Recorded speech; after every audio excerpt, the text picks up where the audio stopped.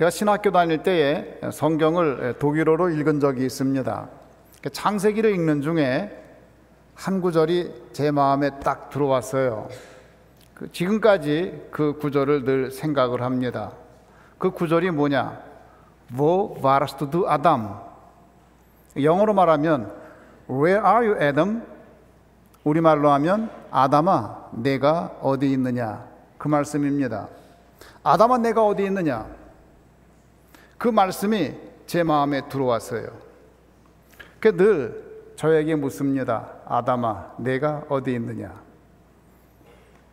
여러분은 지금 어디에 있습니까?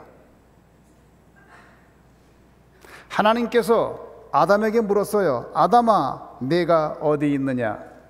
그 질문을 들었을 때에 아담은 어디에 있었나요? 어디에 있었을까요? 나무 사이에 숨어 있었다고 성경은 우리에게 말합니다. 왜 아담은 나무 사이에 숨어 있었을까요? 하나님 앞에 죄를 지었기 때문입니다. 하나님이 금하신 선악과를 먹은 후에 죄를 지은 후에 숨었어요. 본디 아담이 하나님 앞에 숨을 사람이 아니었는데 숨게 됐어요. 그런데 숨었는데 숨고 있는 모습이 얼마나 우스꽝스러운지 이루 말할 수가 없습니다. 하나님은 아담과 하와가 에덴 동산에서 참으로 행복하고 즐겁게 그렇게 살기를 바랬는데 나무 사이에 숨어 있는 아담과 하와의 모습은 너무나 우스꽝스러워요. 왜 그렇지요? 그들이 죄를 지은 후에 제일 처음 안 게 뭔가요? 부끄럽다는 걸 알았어요. 부끄럽다는 것을 알고 그들이 한 일이 뭐냐? 무화과 나무 잎을 꺾어서 그 나무 잎으로 치마를 만들어서 옷을 입었습니다. 아담도 무화과 나무 잎으로 만든 옷을 입었고 하와도 무화과 나무 잎으로 만든 옷을 입고 지금 나무 사이에 숨어 있습니다. 그 모습이 얼마나 우스꽝스러운 모습입니까? 왜 그랬을까요? 부끄러워서, 창피해서. 자, 그러면 퀴즈 하나. 인간이 인류 최초로 만든 옷의 재료는 무엇일까요? 금방 제가 말을 했는데 뭐죠? 무화과 나무 잎. 인간이 최초로 만든 옷의 재료 무화과 나무 잎이에요. 아담아, 내가 어디 있느냐? 하나님께서 물으시고 보았더니 아담하고 하와가 그렇게 우스꽝스러운 모습으로 나무 사이에 숨어 있어요. 그때 하나님이 어떤 일을 하셨을까요? 내 이놈 아담, 네가 이럴 수가 있느냐? 그랬나요? 하나님이 아담과 하와를 보고 불쌍했어요. 그래서 어떻게 했느냐? 오늘 본문 말씀입니다. 창세기 3장 21절. 여호와 하나님이 아담과 그의 아내를 위하여 가죽 옷을 지어 입히시니라. 할렐루야. 그 무화과 나무 잎으로 옷을 입고 있는 모습이 너무나 불쌍했어요. 왜요? 조금 시간이 지나면 나뭇잎이 말라버립니다. 나뭇잎이 말라서 돌돌 말리면은 부끄러운 부분이 다시 보여요. 어떻게 해야 돼요? 또다시 무화과 나무 잎으로 옷을 만들어 입어야 됩니다. 하나님이 보실 때에 아담과 하와가 입고 있는 옷이 완전하지 않아요. 하나님이 그것을 보고 가죽으로 옷을 만들어 입히셨습니다. 할렐루야. 우리가 믿는 하나님이 그렇게 좋은 하나님이에요. 그렇게 좋은 하나님이에요. 우리가 하고 있는 것을 보고 안타까우면 더 좋은 것을 해주는 분이 하나님인 줄 믿으시기를 주님의 이름으로 축원합니다. 성경에 보면 의인 중에 한 사람, 노아라는 사람이 등장합니다. 노아가 홍수가 끝난 후에 포도를 재배했습니다. 포도 농사를 한 후에 그 포도를 가지고 포도주를 만들었습니다. 하루는 노아가 그 포도주를 많이 마시고 그만 잠이 들었어요. 잠이 들었는데 그만 술 기운인지 옷을 다 벗었어요. 아무것도 걸치지 않은 채 잠이 들어 있었습니다. 그런데 그의 아들 함이 아버지가 잠들어 있는 방으로 들어갔습니다. 그 모습을 보고 함이 밖으로 나옵니다. 나와서 자기 형제 셈과 야벳에게 이야기합니다. 세상에 내가 못 볼 걸 보았어. 아버지가 글쎄 그럴 수가 없어. 술 취해가지고 그냥 벌거벗고 그렇게 누워 계셔 그냥. 그리고 셈하고 야벳에게 이야기했습니다. 셈과 야벳이 그 이야기를 듣고 아버지가 계신 방으로 들어갔습니다. 들어갈 때에 옷을 가지고 갔어요. 그리고 뒤로 아버지에게 뒤로 걸어갔습니다. 성경에 보면 고개를 돌리고 아버지의 그러한 모습을 보지 않았어요. 보지 않은 채로 아버지의 부끄러운 부분을 가려주었습니다. 그리고 나왔습니다. 의인 중에 의인인 그 노아가 잠에서 깨고 난 다음에 화가 났어요.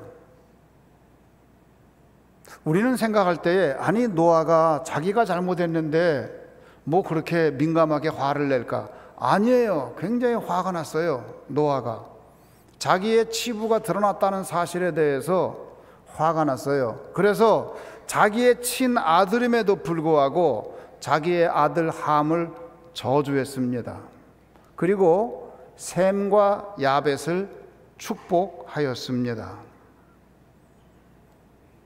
사랑하는 성도 여러분, 우리가 살다 보면 상대방의 치부와 맞닥뜨리는 경우가 있습니다. 상대방의 치부를 목격하게 되는 경우가 있어요.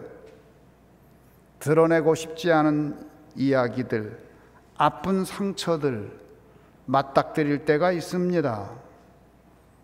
마치 술에 만취하여서 맨몸을 드러낸 노아와 같은 모습을 우리가 맞닥뜨릴 때가 있어요. 그때 우리는 어떻게 해야 될까요? 그때 우리는 두 가지 마음이 생깁니다. 둘 중에 하나예요. 첫 번째는 뭐냐?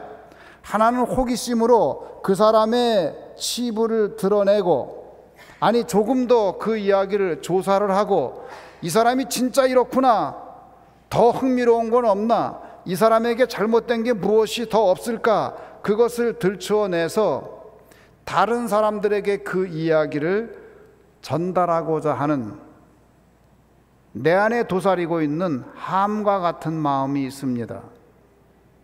두 번째는 어떤 마음이냐? 얼굴을 돌리고 상대방의 치부를 더 이상 보지 않고 오히려 겉옷으로 그 치부를 덮어주고, 나는 들은 적도 없고 본 적도 없고 이 일에 대해서는 아는 것도 없고, 그러니 나는 다른 사람에게 이 일을 전달할 필요도 없고 일체 비밀로 하고 말을 하지 않는 셈과 야벳과 같은 마음입니다. 여러분이 다른 사람의 치부를 목격하게 됐을 때에, 다른 사람의 부끄러운 것을 맞닥뜨렸을 때에 여러분은 어떻게 하겠습니까? 함과 같이 그 치부를 드러내고 다른 사람들에게 막 전파해서, 그 사람이 이렇고 이렇대, 사실은 이렇고 이렇대, 글쎄 어떻게 그래, 나도 몰랐는데 그 사람이 그렇대, 그러고 함과 같이 하겠습니까? 아니면 셈과 야벳과 같이 그 허물을 덮어주고 모른 척하고 전달하지 않는 그런 사람이 되겠습니까? 결과는 무서울 정도로 다릅니다. 그 치부를 드러내고 그것을 다른 사람에게 전달한 사람, 저주를 받았어요. 함이 아버지가 그렇게 있는 모습을 맞닥뜨렸을 때에 얼른 눈을 감아버리고 보지 말았어야 돼요. 그리고 뒤로 걸어가서 아버지의 부끄러운 부분을 가려주고 그것으로 끝냈어야 돼요. 나는 그것을 본 적도 없고 나는 아는 적도 없고 아무것도 모른다. 그리고 그것으로 끝냈어야 돼요. 자기의 형제 셈하고 야벳에게 그 이야기를 하면 안 되는 거예요. 야, 이걸 셈이 알고 야벳이 알면 어떻게 돼? 안 돼. 알면 안 돼. 그리고 그것으로 끝냈어야 돼요. 그런데 다른 마음이 있었어요. 야, 이걸 셈하고 야벳에게 얘기하면 얘네들이 얼마나 재밌어 할까? 아버지 앞에 꼼짝도 못 하겠는데. 여러분은 어느 편을 택하겠습니까? 함의 길을 갔을 때에 함은 저주를 받아서 셈과 야벳의 종노릇을 하게 되었습니다. 성경이 우리에게 가르쳐주는 사실은 무엇이냐? 우리가 다른 사람의 치부와 맞닥뜨렸을 때에 덮어주는 사람은 복을 받을 것이고 그것을 드러내서 다른 사람에게 전파하는 사람은 저주를 받을 것이다. 그 사실을 성경이 우리에게 극명하게 가르쳐주고 있습니다. 여러분은 어떤가요? 여러분은 어떻게 하시겠어요? 살다가 그런 일에 맞닥뜨릴 때에 어떻게 하겠습니까?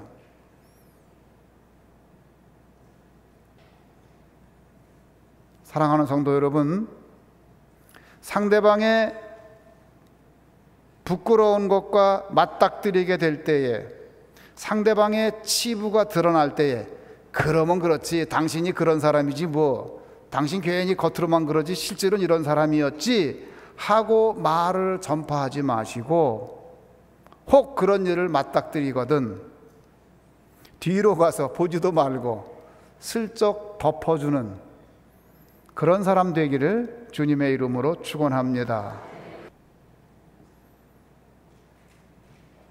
아주 훌륭한 여자가 결혼을 했습니다. 여자가 인물도 좋고요, 사람도 참 괜찮아요. 그 남편은 야, 참 좋은 사람이랑 결혼했구나 생각을 했어요. 이렇게 살다가 보니까 그 완벽해 보이는 그 아내에게서 몇 가지 조금 이건 아닌데 하는 게 보이기 시작해요. 남편이 생각하기를 야, 이것만 고치면 내 아내는 완벽한 아내가 될 거야. 그래서 아내에게 말을 합니다. 여보, 이건 아니잖아. 이건 이렇게 고치면 어떨까? 이건 이렇게. 또 그 다음날 보니까 이건 아닌 것 같은 게 또 보여요. 그래서 이거는 이렇게 좀 해. 아내에게 그렇게 지적을 했더니 그 아내가 점점 주눅이 들었어요. 그리고 나중에는 그것이 스트레스가 됐습니다. 그러니까 남편이 내일은 또 뭐라고 말을 할까? 그러다가 그만 아내가 우울증에 빠져버렸어요. 그래서 그 부부가 불행해진 가정을 우리가 보게 됩니다. 그런 가정들이 상당히 많아요. 목사님들 가정에도 있고요, 일반 평신도 가정에도 있어요. 그런데 어떤 분은 보면요, 그 아내가 그렇게 인물이 뛰어난 것 같지도 않고 뭐 인물이 못한 것도 아닌데 그냥 평범한 수준인데 뭐 다른 분하고 다를 게 별로 없는데 그 남편이 아내에게 참 지극정성으로 잘해요. 뭘 좀 하면은 잘했다고 그러고 뭐 좀 어떻게 그런 생각을 다 했어, 훌륭하다고 그러고 그러니까 그 아내가 말이죠, 다른 사람들보다 자신감이 있어요. 더 당당해요. 그리고 인생이 더 건강하고 실제로 아름다워요. 허물을 덮어주면은 사람이 살아나는 거예요.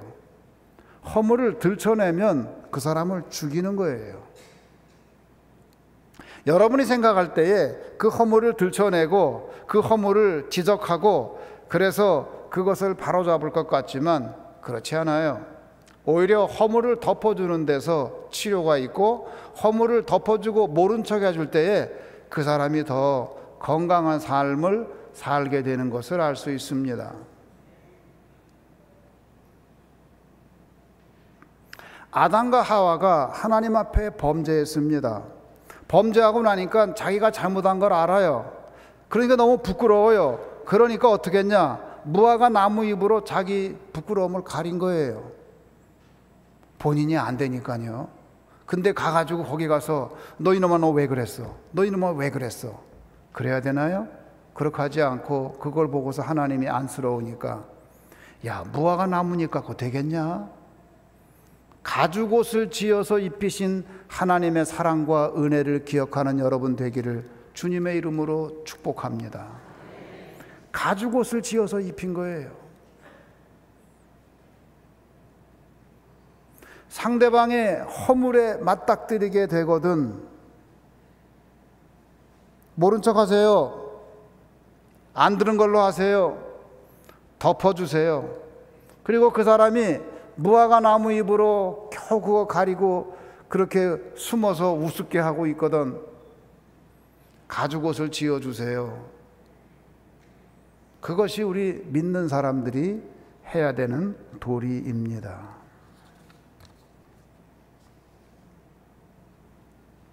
그런데 말이죠, 이 무화과 나무 잎으로 만든 옷하고 가죽으로 만든 옷하고는 상당히 차이가 있습니다. 굉장히 달라요.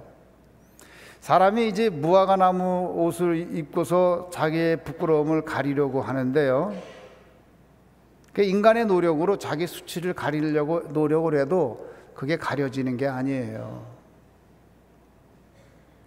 제가 그 교수할 때 쓴 시가 하나 있는데요, 그 시의 제목이 거울 보기 부끄러운 날이라는 시입니다. 거울 보기 부끄러운 날이 있다, 그렇게 시작이 돼요. 그리고 마지막 시가 어떻게 끝나냐면 아담아 내가 어디 있느냐 소리 들리는 날은, 그렇게 끝나요. 교수가 되어서 열심히 연구하고 열심히 공부하고 그래서 사람들 가운데 명예도 얻고 아무개 교수는 그만하면 됐어, 그러한 말을 듣는다고 해서 그것으로서 저의 부끄러움이 가려지는 게 아니에요. 여전히 그 소리가 들려요. 아담아 내가 어디 있느냐. 사람들은 자기의 부끄러움을 면하기 위해서 윤리로 도덕적인 행동으로 그 부끄러움을 면해보고자 애를 씁니다. 그런데 그 모든 노력은 사실은 무화과 나무 잎으로 만든 옷에 지나지 않습니다. 윤리의 옷을 만들고 율법의 옷을 만들고 그걸로 부끄러움이 가려지는 게 아니에요. 하나님이 지어주신 가죽옷, 그 가죽옷은 뭐냐? 여러분, 가죽을 얻으려면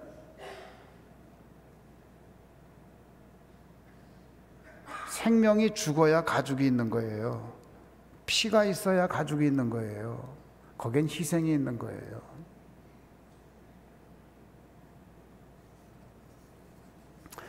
희생이 없는 가죽옷은 없어요. 우리 인간의 수치를 면해보기 위해서 물질의 옷도 입어보고 그 수치를 면해보기 위해서 명예의 옷도 입어보고 그 수치를 면해보기 위해서 권력의 옷도 입어보고, 그러나 이러한 옷들은 무화과 나무 잎과 같아서 인간의 벌거벗은 모습을 온전히 가려주지는 못합니다. 결국은 시드는 날이 있고 찢어지는 날이 있고 그 옷은 벗어야 되는 날이 있어요. 그러면 어떤 옷을 입어야 되느냐? 가죽옷을 입어야 돼요. 이 가죽옷이 뭐냐? 그리스도의 십자가의 보혈입니다. 예수 그리스도께서 우리 인간의 수치를 위해서 죽으시고, 나를 대신해서 죽으시고 나의 수치를 대신해서 죽으신 다음에 모든 모욕과 멸시를 당하신 후에 우리를 구원한 줄 믿으시기를 주님의 이름으로 축원합니다. 그것이 가죽옷이에요. 나의 죄를 씻기는 예수의 피밖에 없네. 다시 정케하기도 예수님의 피밖에 없네. 예수의 피예요. 보혈의 피로 만든 그 가죽옷을 입지 않은 사람은 수치를 면할 길이 없어요. 그 예수 그리스도의 보혈의 피로 만든 가죽옷, 그 가죽옷을 입지 않았다면 나는 얼굴을 들고 다닐 수가 없어요. 부끄러워서, 창피해서. 어떻게 백주대낮에 얼굴을 들고 다닙니까? 그런데 예수 그리스도 가죽옷을 입었기 때문에 우리가 얼굴을 들고 다닐 수 있고 사람들하고 만나도 부끄럽지 않으니 이것이 얼마나 큰 은혜입니까? 이것이 얼마나 큰 하나님의 사랑입니까? 얼마나 감사해요. 사랑하는 성도 여러분, 우리가 왜 옷을 입나요? 성경은 말하기를 옷이 처음에 만들어진 그 이유가, 그 목적이 우리의 부끄러운 것을 가리기 위함이라고 가르쳐주고 있습니다. 그렇다고 한다면 우리가 옷을 입을 때마다 나는 본디 죄인으로 태어났는데 옷으로 이렇게 가려주시니 감사하구나. 여러분, 옷을 입어야 돼요. 옷을 입으세요. 옷을 입지 않으면 수치를 면할 길이 없습니다. 동물은 옷을 입지 않아도 살지만 인간은 옷을 입지 않고는 살 수가 없어요. 근데 그뿐 아니라 중요한 것은 무엇이냐? 상대방이 벌거벗은 모습이 보이거든 얼른 옷을 입혀줘야 돼요. 얼른 옷을 입혀줘야 돼요. 그리고 그것을 못 본 척 해야 돼요. 그리고 그것을 외면해야 돼요. 그래서 그 사람이 최소한도의 인간으로서의 존엄성을 유지할 수 있도록 우리가 그걸 해드려야 되는 거예요.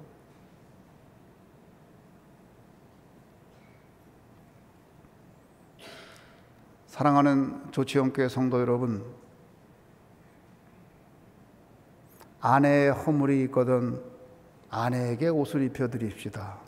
남편에게 허물이 있거든 남편에게 옷을 입혀드리고, 여러분 친구들 중에 허물이 있거든 옷을 입혀드립시다.